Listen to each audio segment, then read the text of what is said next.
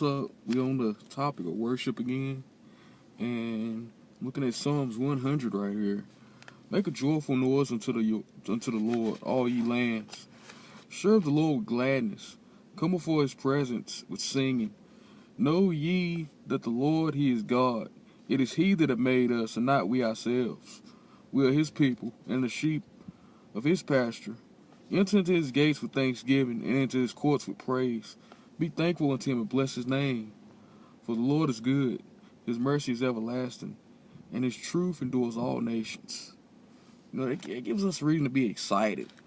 I mean, we belong to God, and the fact that we could praise God is pretty much good in itself.